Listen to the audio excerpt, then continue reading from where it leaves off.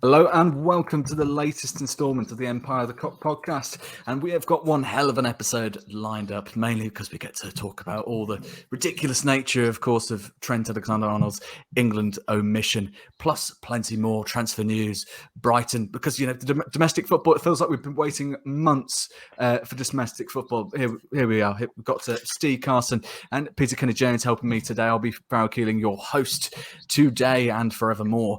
But right, straight into the whole England situation. I know it's a topic that Liverpool fans understandably don't really want to discuss for obvious reasons, but of course we have to because it concerns one of our players and it concerns arguably England's most creative player, and I'm of course talking about number 66, Trent Alexander-Arnold. See, what are your thoughts on this? I think Klopp kind of approached it quite diplomatically in the press conference.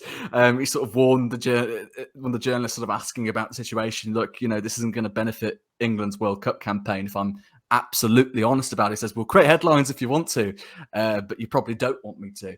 I think it's very clear where he stands on his star fullback. But what do we make about the situation? Because it benefits Liverpool if he doesn't play, but you're talking about a player of his calibre not being able to show his talents on the international stage. Yeah, I mean, selfishly, it's great news for us because, Trent gets a bit of a break, which is certainly he's not experienced a great deal over the last few years. But, Trent, regardless of, your opinions on the whole English, non-English type arguments, Trent's going to want to play for the country, he's going to want to play on the international stage, like you say, at the World Cup and things like this. It's what players dream of. So, of course, he's going to want to turn out for England, and he'll be heartbroken by, him being dropped because there's not anything more he can do.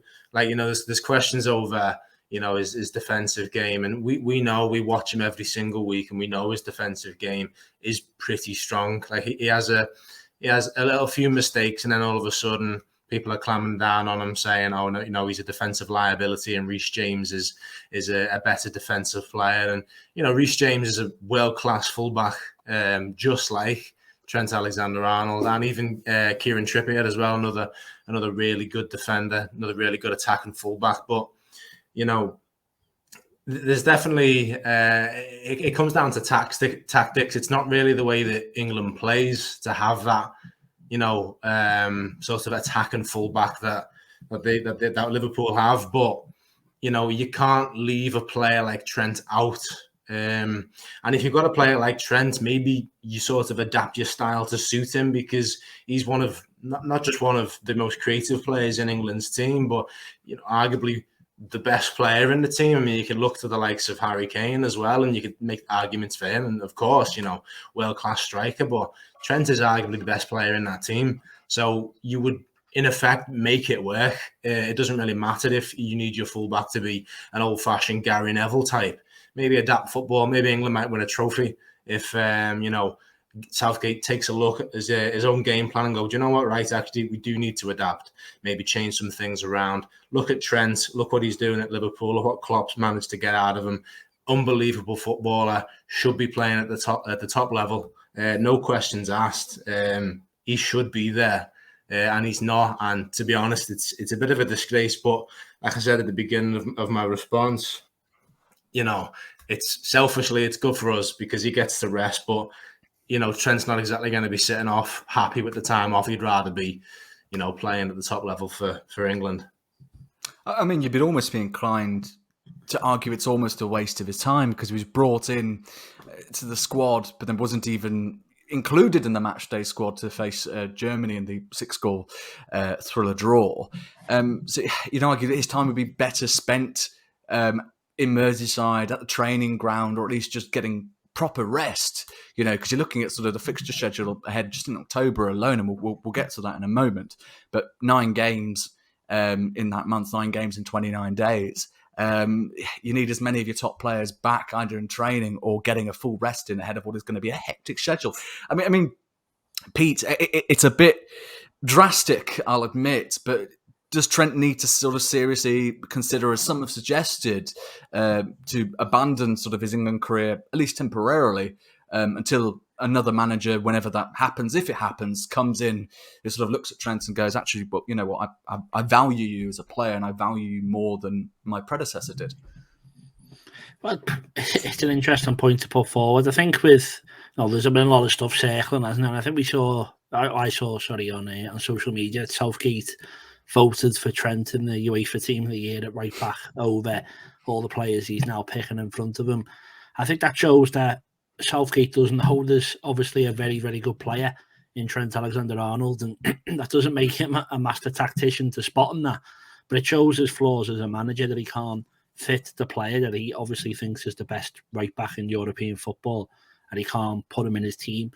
I think obviously he says it enough that he doesn't trust him defensively, maybe. I think Klopp touched on that today, where he said he is a good defender. I don't know why people say he isn't, but he can get better. I think that's probably the best description of it, because you don't get in a Liverpool side if you can't defend as part of that back four.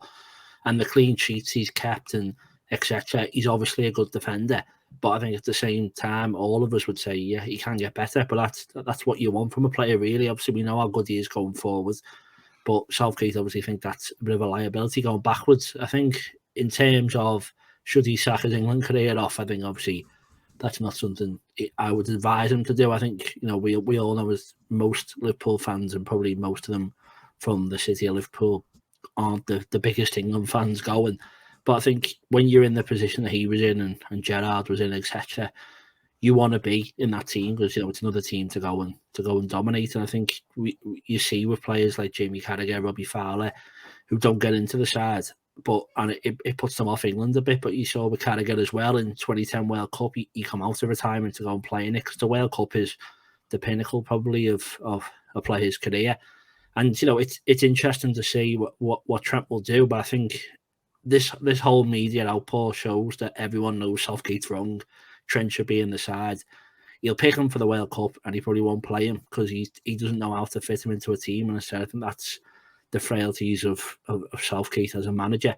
But Trent should go to Qatar. He's just waited out for Southgate to get the inevitable sack, when I don't think England are going to do amazing at a World Cup. And the next manager, hopefully they've got a bit more talent that they can put, as we say, probably the best passer of the ball in English football, possibly the best that we've seen since Beckham, you'd probably say is what Trent is. And, if you're a good enough manager, as I say, you find a way into a team. So Trent's just going to bide his time, probably laugh at all these reports saying that he should be playing, because it proves that he's right, and give it 1 year, 2 years, 5 years, whatever. I think he'll be in that England side, with a proper manager in charge.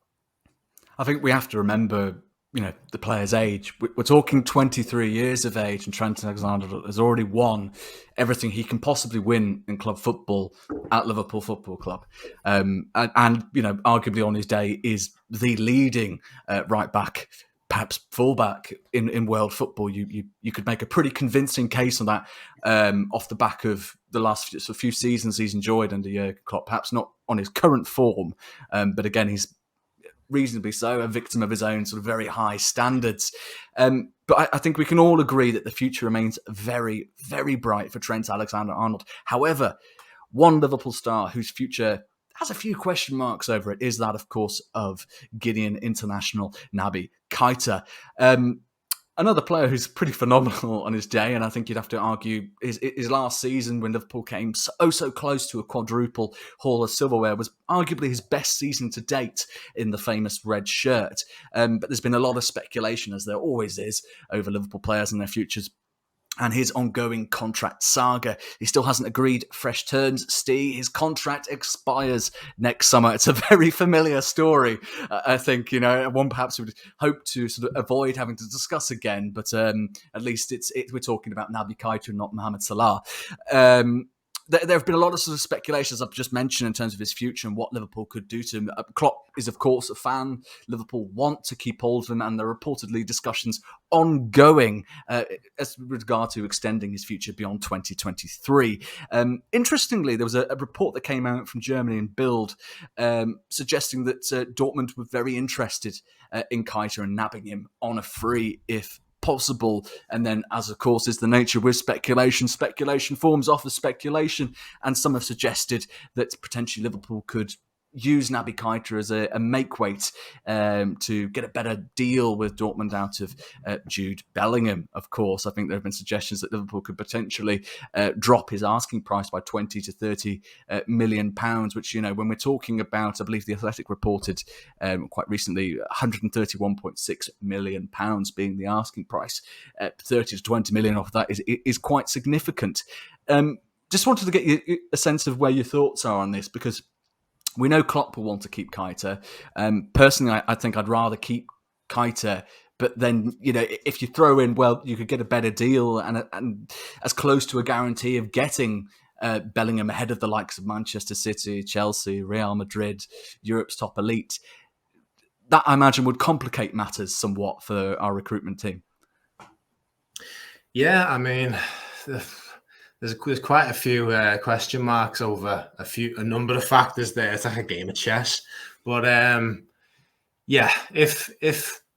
but the first is if Liverpool can actually get a new contract sorted with Keita, because there's no doubt that is going to be the priority in this hypothetical swap deal that's been talked up. If we can get Naby to stay for a bit longer, ideal, because as you say, on his day, phenomenal footballer. Obviously, he's had troubles with injuries. They seem to be, better than they were in his first couple of years at the club. But obviously, he's still not having the best times. He's struggling to string games together to actually, really stick into the team. Something we're seeing at the minute as well, of course. But yeah, if we can keep him for, get him down on a new deal, then great. But it's a familiar story. We've heard it over the last few years. Gini Wijnaldum, apparently the club were negotiating up with him until very, very late. But the club is seemingly quite rigid in what it offers. So, for better or worse. So I imagine that the deal for Naby is probably not as lucrative or as, loyal as perhaps he might be expecting after a number of years at the club. Obviously, his injury record is different now from when he first joined the club, so there might be, the club trying to get some reassurances one way or another, in the form of bonuses, but that's just all speculation. You don't know what goes on behind the scenes at the end of the day, but that's the first big if. And then the second one is obviously, are Dortmund interested in Keita? And if it's a yes, then that's a great bargaining chip for Liverpool right there. If Dortmund can effectively replace Bellingham, mind you, we do have to think about that injury record. They might also see that and go, oh, we can't really rely on this player to play week in, week out, like, perhaps they do with Bellingham. But, if potentially it helps them fill a gap, then it's a great bargaining chip for Liverpool. But it's just more ifs. The thing that really we need to look at is anyone interested in Keita? Can we get him signed down on a long-term deal? If he wants to leave the club, then we've got to get rid. If he wants to extend his contract on the terms that the club's offering, keep him first and foremost, because he's our midfielder. He's used to the system. He's worked under Klopp. He knows the team. So that's the first thing. But yeah, it'd be a great bargaining chip for Bellingham. But if Liverpool want Bellingham, they're going to have to spend big, and knocking £20 million off the massive, asking price that's been reported by the Athletic isn't really going to be too much of a dent. The club's still going to need to spend huge to, shell out for what is, basically going to become the best central midfielder the world has got in the next few years. I mean, it's an interesting situation, isn't it? Because, a lot has been made of the asking price as it stands, and you look at sort of where Liverpool are with the transfers. I think you'd be prepared to pay the fee, but then if you're thinking, well, he could go on and have a superb World Cup campaign. He was vital for England in the 3-3 draw with Germany, and you think, good World Cup campaign, that fee could easily go up by another 20, 30 or so million, and then you're looking at forking out over £160 million for a midfielder, which is an insane amount of money. But we are talking about an equally insanely good footballer who could very well safeguard Liverpool's midfield for at least the next 10 years or so.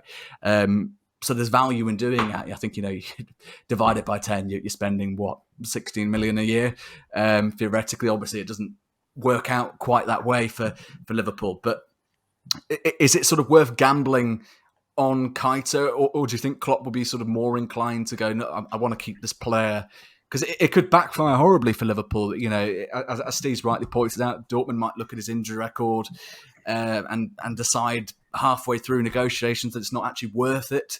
At which point, then you've basically told a player you don't want him, and it's not helped you out in your pursuit of another player. So gamble or play it safe?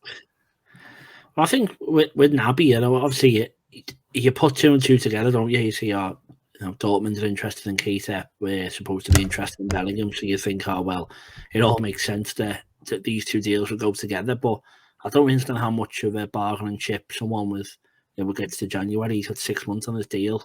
How much money are we really going to knock off this 130, 160, 150 million pounds? You know, it's hard to see what, not in a bad way to Keita, because you know, I do really like him, but I think it's hard to see what Dortmund would get from us by getting Keita 6 months before he can probably just sign him on a free transfer. You know, we haven't seen many other teams linked with him. He's definitely going to have a long list of suitors, and he's going to have some decent teams after them. But I think Dortmund would have as good a chance as anyone, regardless of going for Jude Bellingham. And, you know, it's whether they want to pay big fees or whatever. But we know that it looks like no matter what happens with us, Jude Bellingham's going to be probably leaving Dortmund next summer. So they're going to be looking for the midfielder. If they can get Naby Keita on a free, then I don't see why he wouldn't be interested in that, you know, Keita, and why the club wouldn't be.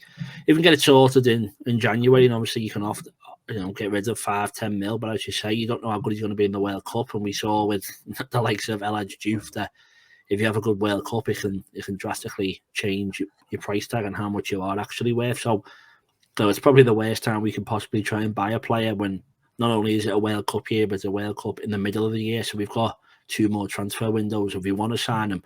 And both of them are probably going to see an inflated price because of what he possibly does for England.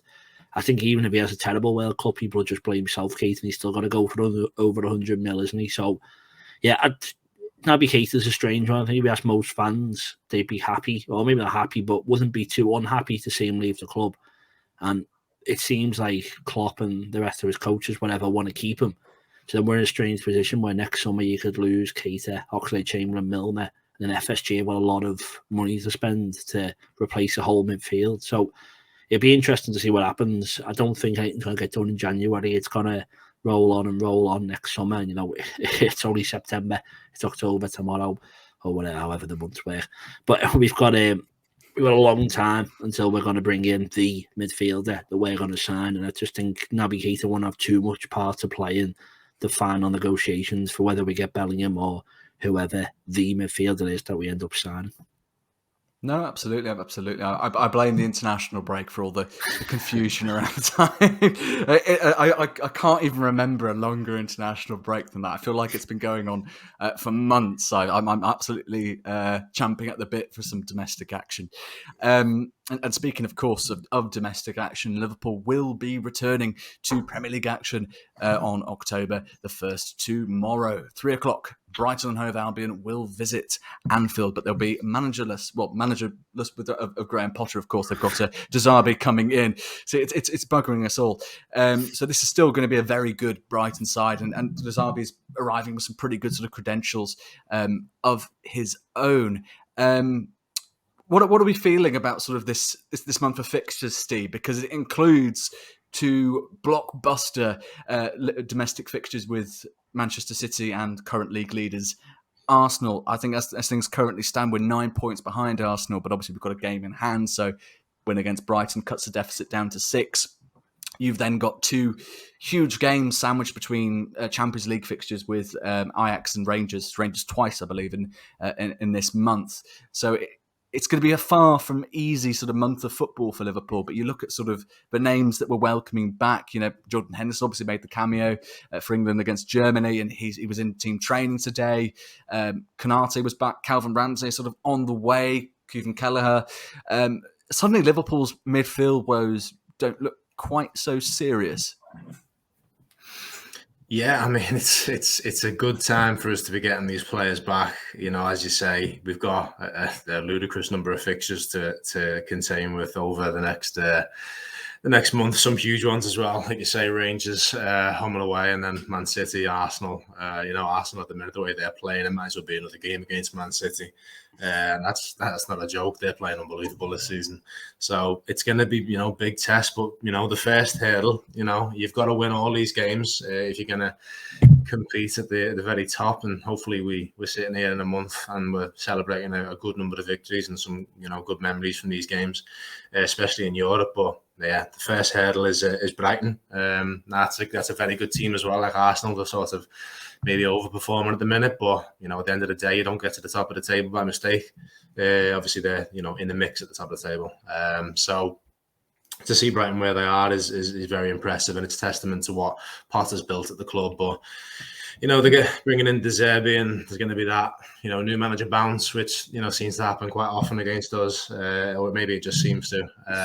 But yeah, I mean, it's going to be a tough one. Good team, good manager. I'm sure the manager will come in and excite the players. So it's gonna be difficult, and we've got to keep an eye on the likes of Trossard as well. These sorts of impressive technical players. It's going to be a difficult game for us. Difficult first hurdle ahead of such a difficult month, but having that midfield options back, like you say, and having Ibu back and some of the young players as well, like Ramsey. It's just interesting to have these different options that we can kind of bleed into the team. So, yeah, it's going to be, as I say, a big test this month. And the first one, Brighton, is not exactly going to be an easy feat, although it is at Anfield. So hopefully, we're sitting here in a week's time talking about a win, but it ain't going to be easy. But it should be a good game of football. It'll be a great game of football for the neutral, I'm sure. But I'm backing us to get a result at Anfield. I think the break's probably been good for the players. Break from club football, of course, the players have been in action, but I think it'll be good for them to mix it up with the players that they have done over the break, and take a bit of time away from sort of the calamity that was sort of looking like our season. But I think they're going to come back into it, and to use your phrase there, Farrell, chomping at the bit. I think the players are going to come back in and really want to get stuck in and turn over Brighton and just send out a message to the Premier League. Which we can say what you want about Brighton, but this season they're playing some great football. So to turn them over at Anfield confidently would be a huge result for Liverpool. No, absolutely, unquestionably, and a perfect way to sort of kick off this heavy month of football. I mean, Pete, we've got 9 games in 29 days. 29 days. I should emphasise that, because beg your pardon, the Leeds game was pushed back a day. So 9 games in 29 days, which equates to roughly 1 every 3 days, if my maths is on the money there. It's absolutely insane. I mean, it's one of those where we can't complain too much. Because I certainly was absolutely relieved to a degree when we looked at those sort of 2 prior meetings with Chelsea and Wolves, and they were postponed. Liverpool got more time to work on the training ground to welcome back injured stars and not risk further injuries. And now you look at the midfield. I mean, we've got Henderson, Thiago, Fabinho all available. And then you look at sort of the backup options, Carvalho, Elliott, Artemello, who we still haven't seen start a game, let alone register anything beyond 13 minutes, which was, of course, in the 4-1 defeat in Naples. So, it's really looking impressive right now. And obviously, we're still waiting on the likes of Keita and Oxlade-Chamberlain, but Liverpool have options, and not only have options, have genuinely good options beyond the expected starting 3. What are you sort of expecting from this period? Because you think there's going to be a fair bit of rotation. I presume Artemello will definitely see more minutes than the 13 he witnessed in Naples. We could potentially be seeing a debut for Calvin Ramsey, who of course, was sadly hit with an injury during his medical. It was discovered. So, what are your thoughts in here? A lot of rotation, or do you think Klopp will sort of stick with his best team and try and sort of ride the wave of momentum? Yeah, which question first? So obviously, I think we look at this month ahead, and for us as fans who've just had that long international break, it's exciting to think that you're probably not going to go more than 4 days without seeing Liverpool play. But when you think back to watching Napoli and some of the performances before, maybe it's also a bit worrying to think we're going to be playing every 4 days. But I think to have so many players back, obviously, it's a massive boost. You saw the update the Klopp gives today. I think, slight worry is that, I know it's precautionary, all of them, but, Diaz, Núñez and Jota all not training. So it worries you a bit about what happens at Brighton. But as you said there, we've got so many options in the squad. We should be okay for this month, knocking on a lot of wood. But I think it's one of them where I think the month, if you took it any other time, we'd be worried saying there's far too much football. But I think the fact the World Cup comes just after, the players just know you've got to get your head down. We've got to get through this. We've got a lot of, as Daniel Bedingfield once said, but we've got to get, just get as many points on the board and just see where we get at the end of it. And a lot of them have got a World Cup trip, and a lot of them unfortunately don't, or probably fortunately for us. But they know that they've just basically, it's got to be a manic month. They're all going to work together. You can't ask more than playing City and Arsenal to go, right, we had a bad start to the season, but we go and beat both of them. We're 100% back in the mix. It's going to be a strange one. It can go really well or really badly. I think we're going to come into November and be in a lot more assurance of where the season's going to take us. I think at the moment, we've still all got thoughts in the back of our head. We can challenge City and we can get ourselves right back into the race. But at the same time, there are some worries that we go, no, will we get top four, or we should get top four, but that might be our ultimate aim. And I think we'll probably by the start of November, we'll have a much better idea. We want Núñez to have a run of games. We want him to get a few goals, get his confidence up. That midfield's massive. And, as you say, to have Hendo back, to have Thiago back with no international football for Thiago as well.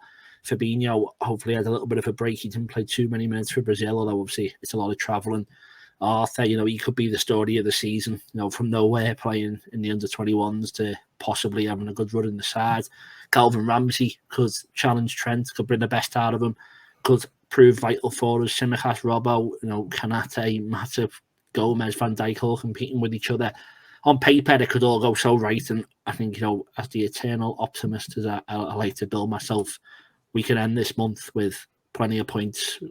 Jurgen Klopp's side seem to do a lot better as when we have a game every 4 days and we get that momentum going. So I'd say, fingers crossed, we can end this month in the mix at the top of the table, flying through our Champions League group, ready for the World Cup to start, and knowing that, again, as you said before, we're all chomping at the bit for the new year and we're right in the mix for every trophy. Absolutely. And starting, of course, tomorrow with the welcoming of Brighton and Hove Albion at Anfield. What's your scoreline? It's that new manager bounce. You can never really tell, can you? We do well to keep a clean sheet. I've got faith in the defenders and the goalkeeper, of course. But the way we've been performing, it'd be a bit rich to say that we're going to keep a clean sheet. But I suspect Pete might anyway. But I'm going to go for a 4-2 win for Liverpool. I reckon the players are going to come out going for it. I mean, Pete, you've got to top that, haven't you? You're the beacon of positivity here. So what we're saying, 5, 6. Well, I think we always say that, we mentioned then the new manager bounce, but that normally comes off the back of a team doing bad. So I think the players, if you're a Brighton player, you're not going to be delighted to see that Graham Potter's left. And I'll put it out there, I have literally no idea who this bloke is who's going to be standing opposite Klopp tomorrow. But we can assume he'll be half decent, and obviously he's at the international break. And again, I assume that Brighton haven't had a whole squad of players playing around the world. But, I think it should probably give it the edge, because I'd be more fearful of a Graham Potter Brighton coming than, again, the name of the man who's opposite Klopp tomorrow. But I think, it's just about what strike force we have. That's what I was saying. I was worried about the precautionary people not training. Luis Diaz is massive and stuff like that. But I'll just be optimistic because it's easier for me to say that. And I don't really like doing predictions. That's why I always go big. So I'll just say Steve's results, but we won't concede because Alisson's in good form. So I'll say 4-0. If Núñez is starting, he gets a hat-trick. If Salah's starting, he gets the hat-trick. And if Diaz is the only one, then he gets the hat-trick instead. And then Thiago with a worldie, 4-0, top end. Oof. What a weekend. And we're all in the pub. Fantastic. What are you saying, Farrell? I think. I mean, it's interesting with Deserbi because I think as far as I understand it, they've brought in with someone with a similar profile to Graham Potter, and knowing Brighton's recruitment system, which is absolutely world class, I think we can safely guarantee he's probably going to be a good addition. But remains to be seen. The first game certainly shouldn't be too indicative of how the rest of their season will pan out. I reckon we won't keep a clean sheet too, to be honest. But don't give me that look, Pete. Come on. I think it will. Yeah, I think we'll win. I think we'll win relatively comfortably. I'll call it a 3-1 scoreline. And yeah, drinks on me at the pub. First time for every. Oh well, But yeah, no. Well, there you have it. There you have it. A first win after the international break. Bit of a debate there as to whether Liverpool will keep a clean sheet. We'll be hoping for some big performances from Liverpool's returning stars, and of course, be interested to see how our midfield shapes up now that Jordan Henderson is back training with the squad. A very exciting month of football ahead for Liverpool Football Club before we then break up yet again for the World Cup.